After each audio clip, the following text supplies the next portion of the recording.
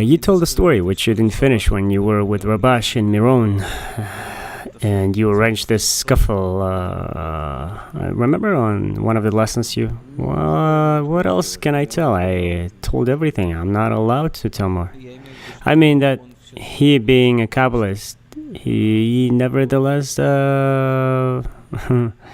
yes, he had those impulses to defend his point for sure.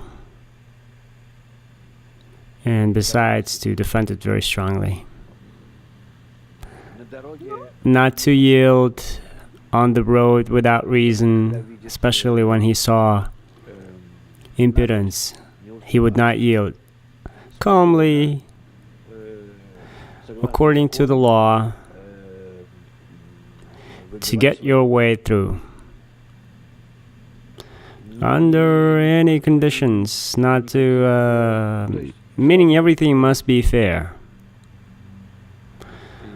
And that was deeply instilled in him, that fairness, that sense, demand of fairness. He would not yield. Is that a human quality or is that a principle of a Kabbalist? Well, I think it's a principle. Sometimes that would cost him maybe many nerves and maybe discomforts, but he could not to defend the fairness that he had. And you? Me, I think I'm the same way, even more. I still strike back, and very often if such opportunity appears. But to get into a fight, well, I'm already, although I would get into also.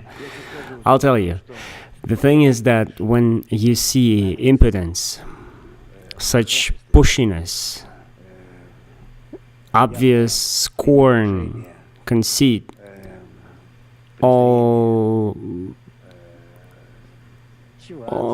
these egoistical acts, depending on how you see them. If they appear as a result of natural development in a little child, simple person, then you let them be. So they are like that. Has to evolve, nothing you can do about it. It's natural occurrences and of those forces that Creator gave us, if they are natural developments. And if those are unnatural developments, if a person wants to subdue to himself others and uses it in particularly in an evil way, then in that case, if he harms people at the same time, not just naturally without understanding it, but precisely knowingly, then it's very unpleasant to see it, very unpleasant. Those are politicians or deliberately such cruel people, of course, which I would enjoy stopping. But there probably exists the force of internal energy which can subdue those kind of people. Nevertheless, Kabbalist is much higher on much higher level than that person. If a person pushes it, then he can use that internal force, can he? Yes, higher forces, occult forces. I understand you. He can relax, and he doesn't. He doesn't know how to, and he shouldn't. But regarding those who go against higher, there are no people that go against higher forces. It doesn't exist. It's not accurate. Against higher forces, nobody goes, and nobody. Not that nobody has right, but simply can't, because he is directly directed by higher force. How can I go against the Creator if anything I do and I say comes from Him, and I'm simply mannequin, dummy? It's impossible. Simply, you need to understand that there are levels when I must rebel, physically also, and it's written about that.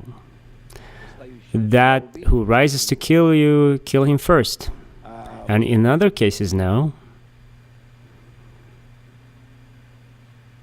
That's all.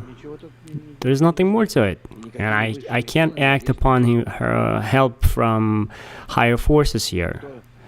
That gain, that a spiritual person is within spirituality only.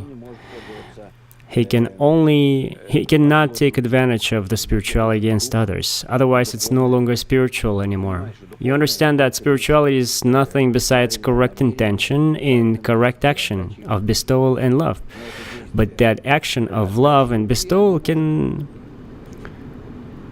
destroy the enemy, both morally and physically. If you indeed act within bestowal and love, and your enemy in contrary, then he will lose. As a result, he will lose. It can be through tremendous sufferings, through lengthy problems, but he will lose. That's how it's going to be as a result, because he goes against the plan of the nature. And if we look at Holocaust from that point of view, eventually Nazis lost at the end, but was it, as you just explained, that act of going against? If Jews were united among themselves, not against Nazis, but among themselves, because it's the way it should be, according to the method of Kabbalah and according to the method of development of humanity, then there wouldn't only be a Holocaust, but the entire humanity would evolve differently. In general, the history of humanity would develop differently, no doubt.